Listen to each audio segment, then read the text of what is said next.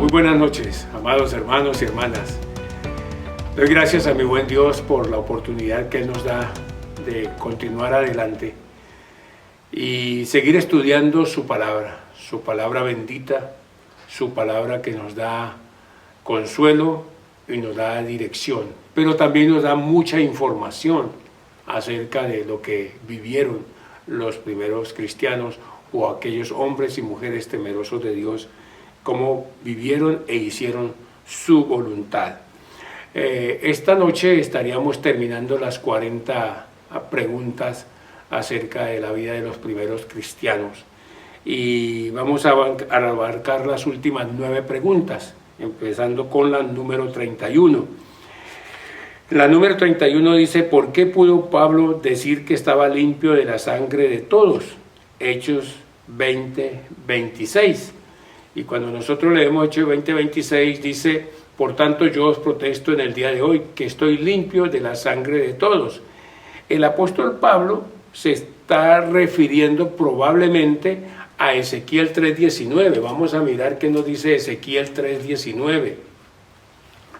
Dice: pero si tú amonestares al impío y él no se convirtiere de su impiedad y de su mal camino, él morirá por su maldad, pero tú habrás librado tu alma. Recuerda que el apóstol Pablo era un rabino y él conocía la ley de Moisés, conocía el Antiguo Testamento de pe a pa. O sea, Pablo sabía. Y lo más probable es que el apóstol Pablo, al referirse a esto, tiene en mente esta palabra de Ezequiel. Y dice en el versículo 27, está como la explicación: porque no he rehuido anunciaros todo el consejo de Dios. O sea, el apóstol Pablo dice: he hecho todo lo que tenía que hacer por ustedes. He hecho todo lo que tenía que hacer por ustedes. He anunciado el evangelio a ustedes. Si ustedes lo rechazan, es problema de ustedes. Si ustedes no se arrepienten, es problema de ustedes. Y es la misma realidad en el día de hoy. ¿Cuál es nuestra tarea? ¿Cuál es nuestro trabajo? Ser mensajeros del evangelio, mensajeros, pregoneros de Dios, embajadores de Cristo, como si Dios rogase por medio de nosotros, dice el apóstol Pablo en 2 Corintios. Entonces, nuestra tarea no es convencer a la gente, ni obligar a la gente, manipular a la gente, intimidar a la gente. Nuestra tarea es anunciar el evangelio. Anunciar el evangelio de todas las maneras posibles. Pero la decisión es de cada persona. Cada persona toma su decisión. No podemos obligar a nadie. La número 32 dice: ¿qué profeta llegó de Judea a Cesarea y qué profetizó? Hechos 21:10. Y permaneciendo nosotros allí algunos días, descendió de Judea un profeta llamado Agabo. O sea, el profeta se llamaba Agabo. Habían profetas en esos tiempos también que anunciaban el evangelio. Pero mire, no es uno de esos profetas que mantiene diciendo bendición y prosperidad y todo va a estar bien y veo los cielos abiertos y veo que viene pura bendición para esta iglesia, para esta ciudad, como ciertos profetas que uno ha escuchado en estos tiempos modernos. Mire, este profeta llegó. Versículo 10, y permaneciendo nosotros allí algunos días, descendió de Judea un profeta llamado Agabo. Versículo 11, quien viniendo a vernos, tomó el cinto de Pablo y atándose los pies y las manos dijo: esto dice el Espíritu Santo, así atarán los judíos en Jerusalén al varón de quien es este cinto, y le entregarán en manos de los gentiles. ¿Ah? No llegó con un mensaje de bendición. ¿Qué tal? No llegó con un mensaje de bendición, prosperidad. No. Mire, llegó con un mensaje de los primeros cristianos. A los primeros cristianos no llegó con un mensaje de aliento, de ánimo y de prosperidad, de bendición. Hermanos, mire bien, llegó este profeta y sin mediar palabras, solamente el saludo, tomó el cinto del apóstol Pablo, se ató los pies a las manos y dice: así le va a pasar, dice el Espíritu. Oiga, ya da el crédito al Espíritu. Da el crédito al Espíritu. O sea, esto no es mío. El Espíritu dice esto. El Espíritu Santo dice eso. Así atarán los judíos en Jerusalén al varón de quien es este cinto y le entregarán en manos de los gentiles. Y si usted sigue la lectura, ¿sucedió o no sucedió? Sí sucedió, así exactamente. ¿Pero por qué? Porque él dijo el Espíritu Santo. Y si es el Espíritu quien te dice y quien te habla, eso va a ser. Ahí no hay vuelta de hoja. Por más que queramos cambiar las cosas, lo que dice el Espíritu, eso es. Entonces es mejor que nosotros seamos esos instrumentos y esas voces del Espíritu Santo. Es mejor. Y no que estemos acomodando el mensaje a lo que otros quieren oír o a lo que uno quiere hablar para producir ciertos efectos. Cuidado con la manipulación de la palabra. Y cuidado, oyentes, cuidado con estar escuchando a esos manipuladores de la palabra.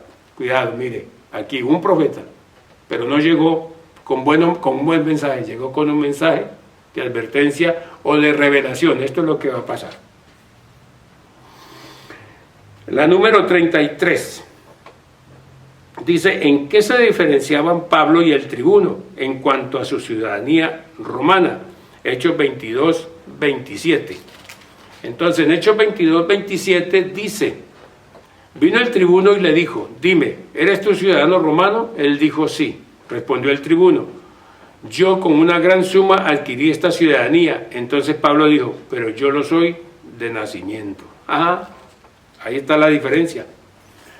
Pablo era ciudadano romano por nacimiento. Nació en Tarso, de Sicilia, de Cilicia. Ahí nació Saulo de Tarso. Y era una ciudad no sin mucha importancia. Y se educó a los pies de uno de los rabinos más renombrados de aquel tiempo, Gamaliel. Pero él nació ahí. En cambio, este tribuno era con dinero que había comprado la ciudadanía. El tribuno era una especie de militar, de un comandante militar con responsabilidades públicas. Eso era un tribuno, pero obviamente tenía cargo guardia y manejo de tropa y todas esas cosas, pero era un militar con algunas responsabilidades administrativas y públicas. Y el apóstol Pablo, esa era la gran diferencia. El apóstol Pablo era romano por nacimiento y el otro era porque había comprado la ciudadanía romana. La número 34 dice: ¿a qué se juramentaron bajo maldición los enemigos de Pablo hasta darle muerte? Hechos 23, 12. Vamos a buscar Hechos 23, 12. Y dice así: venido el día, algunos de los judíos tramaron un complot y se juramentaron bajo maldición, diciendo que no comerían ni beberían hasta que hubiesen dado muerte a Pablo. Mire, aquí no hay simplemente un celo religioso, un fanatismo religioso así nomás. Aquí ya hay cuestiones de ceguera al punto y de odio que quieren la destrucción del enemigo. Quieren destruir al apóstol Pablo. Eso es lo que quieren, no quieren hacer nada más. Y por eso esta gente dice que no van a comer ni van a beber hasta no dar muerte al apóstol Pablo. Yo me imagino que estos se murieron antes que el apóstol Pablo, porque estos estaban bajo juramento de maldición. Y esta gente era muy seria en estos juramentos. Entonces yo me imagino como al apóstol Pablo ellos no lo pudieron matar. Y el apóstol Pablo viajó a Roma, los meses que se demoró para llegar a Roma, y dice que 2 años predicó en Roma. Entonces esto no creo que hayan sobrevivido a 2, 3 años sin comer y beber. Yo creo que estos se murieron por causa de su propio juramento. Tremendo, ¿no? La número 35. ¿Qué era la esperanza que tenía Pablo juntamente con los judíos? Hechos 24:15. Vamos a 24:15. 24:15 dice: teniendo la esperanza en Dios, la cual ellos también abrigaban, de que ha de haber resurrección de los muertos, así de justos como de injustos. Pues bien, la gran mayoría de los judíos, a excepción de los saduceos, creían en la resurrección. en la resurrección de los vivos, de los justos y de los no justos. Entonces el apóstol Pablo tenía su esperanza, la resurrección. Y esa también debe ser nuestra esperanza, la resurrección. Jesucristo resucitó. Y si Él resucitó, entonces tenemos una fe cierta. Nosotros también resucitaremos, así como Él resucitó. Y de eso es testimonio el bautismo, muertos en Cristo, resucitados con Él. ¡Qué bendición! Saber que la muerte es solamente un paso para poder tener la resurrección. ¡Qué bendición, mis amados hermanos! La número 36. ¿Por qué ofreció Festo a Pablo que subiera a Jerusalén para ser juzgado? Hechos 25, 9. Pero Festo, queriendo congraciarse con los judíos, respondiendo a Pablo, dijo: ¿Quieres subir a Jerusalén y allá ser juzgado de estas cosas delante de mí? Entonces mire lo que siempre ha sucedido, ¿no? La clase política o los politiqueros siempre quieren congraciarse con alguien, y no importa si les toca mentir o les toca destruir una vida o una familia o comunidades enteras. Ellos lo único que quieren es mantenerse en el poder, y pues si para estar en el poder tienen que congraciarse o estar bien con un sector, no hay problema. Eso sucede en el día de hoy. Muchos gobiernos permiten que multinacionales quemen bosques, envenenen las aguas y todas las cosas, porque ellos solamente quieren los beneficios de los impuestos y de los contratos. Y a ellos no les importa esclavizar comunidades enteras. Todo el tiempo ha existido esto. La número 37. ¿Qué deseaba Pablo para Agripa y para los demás presentes? Hechos 26, 28. Hechos 26, 28. Dice: entonces Agripa dijo a Pablo: por poco me persuades a ser cristiano. A lo que Pablo dice: quisiera Dios que por poco o mucho, no solamente tú, sino también todos los que hoy me oyen, fueses hecho tal el cual yo soy, excepto estas cadenas. El apóstol Pablo no quería nada, ¿no? Quería que el gobernador, que la autoridad máxima de la región fuera cristiano. Y no solamente él, sino todas las personas que estaban escuchando, y que no solamente fueran cristianos, sino que fueran como él, que fueran enamorados del evangelio como él, que sean comprometidos como él, que sean personas completamente dedicadas como él. No quería simplemente cristianos nominales, cristianos ahí de solamente creencias, sino cristianos militantes. Eso quería el apóstol Pablo. Eso quería el apóstol Pablo. No quería nada menos. La número 38, ¿qué era Euroclidón? Hechos 27, 14. Dice Hechos 27, 14, pero mucho después dio contra la nave un viento huracanado llamado Euroclidón. Bien, el apóstol Pablo ya lo han embarcado y va preso hacia Roma. Y viene una tempestad. Las tempestades se desatan en cualquier momento. Nuestra vida navega, y en el mar de la vida las tempestades no avisan y llegan y tratan de hundir nuestra nave, nuestra vida. Bien, en la vida real esto le pasó al apóstol Pablo. La nave se encontró con un viento huracanado y la nave fue dada por pérdida total y naufragaron, y ellos desembarcaron en una isla. Pero Dios tenía un plan en este caso. Dios tenía un plan.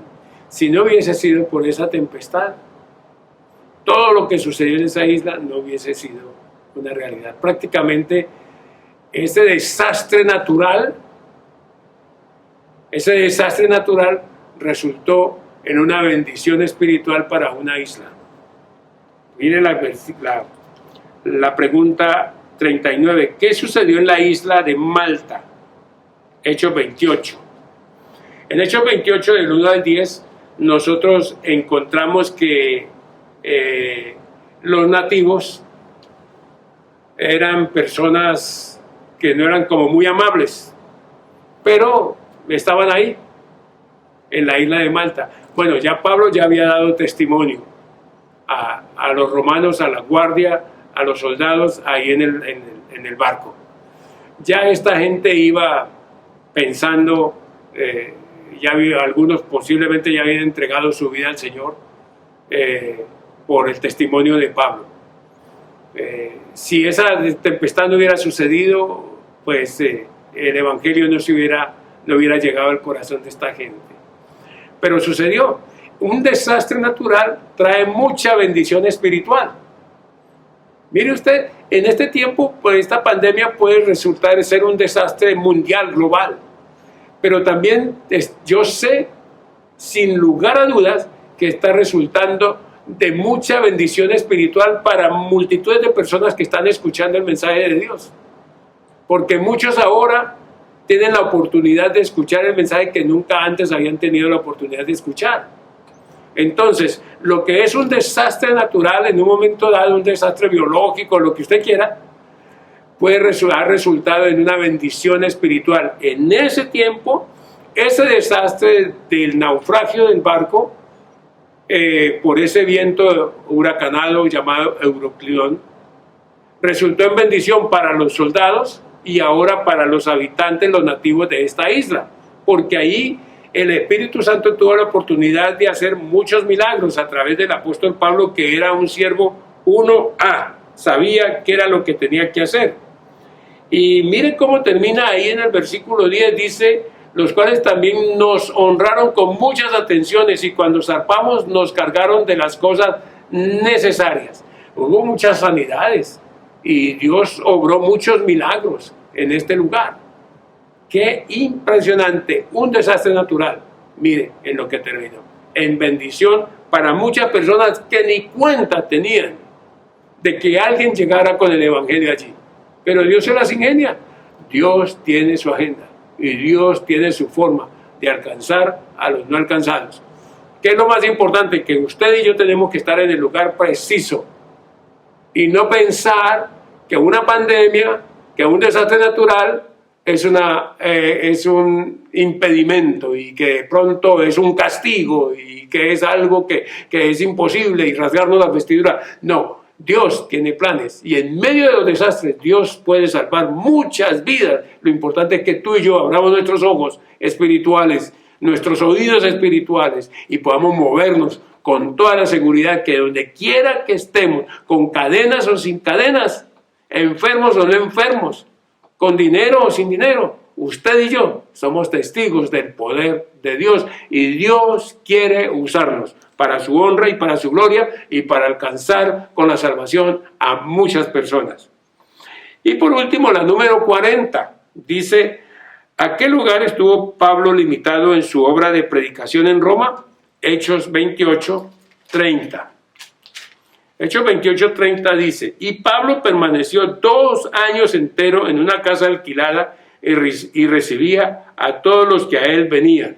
31. Predicando el reino de Dios y enseñando acerca del Señor Jesucristo abiertamente y sin impedimento. ¿Qué tal? Un prisionero encadenado, pero la palabra no estaba presa. Su boca no estaba sellada. Y él predicaba sin impedimentos. ¡Qué bendición! A veces queremos tener la reservación en el mejor hotel, queremos tener el estadio lleno, queremos asegurarnos de muchas cosas para poder predicar el Evangelio. Y si no, entonces no van estos grandes predicadores. El apóstol Pablo simplemente era un instrumento en las manos de Dios. Y Dios, como el gran soberano, Él simplemente le plació llevar el evangelio de esa manera a las multitudes de Roma. ¿Cómo quieres llevar el evangelio a otros lugares el Señor a través de ti? Puede ser a través de una enfermedad, puede ser a través de la pérdida del trabajo. Lo importante, ¿sabe qué es? Es que tú y yo sepamos que sea cualquiera la circunstancia, si hemos creído en Jesucristo, tú y yo somos instrumentos de su gracia. Somos sus soldados y somos sus mensajeros. Y ay de nosotros si no anunciamos el evangelio a quien corresponde y como Dios quiere. Que Dios nos ayude a ver la vida de estos primeros cristianos, que no importaron las amenazas, las acechanzas, los vientos huracanados, las hambrunas, las persecuciones. Simplemente ellos, por donde iban, si fuera por salvando su vida, ellos predicaban el evangelio, y mientras huían, plantaban iglesias. ¿Qué tal? ¿Qué tal si ahora tú y yo nos levantamos y le decimos: Señor, aquí estamos entonces, ¿qué quieres hacer con nosotros? ¿A quiénes vas a salvar en medio de estas circunstancias? Ayúdame a usar mi carro, ayúdame a usar el tiempo libre, ayúdame a usar lo que sé para ir. No tengo despensas, no tengo cosas aquí, pero sé a dónde hay. Puedo ir para reclamar despensas e ir a llevar a otros. Sé a dónde están repartiendo leche, voy a ir para irle a llevar a otros. Yo tengo leche en la casa, pero puedo ir para irle a llevar a otros. Y mientras les llevo, puedes hablarles de Jesucristo. Y tú puedes darme palabra para hablarles del mensaje del amor de Dios. Este es el tiempo de evangelizar. Este es el tiempo de hacer la obra de Dios. Mi amado hermano, no nos quedemos en casa simplemente guardándonos. Este enemigo del virus puede llegar a nuestra propia casa. Es mejor que nos vayamos a alcanzar a otros. Que el Señor nos ayude a seguir haciendo su voluntad perfecta, como lo hicieron los primeros cristianos. Padre, muchas gracias te damos por este día y por la bendición de estar en tu presencia y saber que tu palabra no miente y tus demandas no han cambiado, que tu evangelio sigue siendo el mismo y nuestra tarea sigue siendo la misma. Somos mensajeros tuyos, heraldos tuyos. Ayúdanos pues a avanzar sin excusas y sin temores, anunciando tu evangelio precioso y bendito y clamando por la salvación de los que no te conocen. Te bendecimos en el nombre de Jesús. Amén.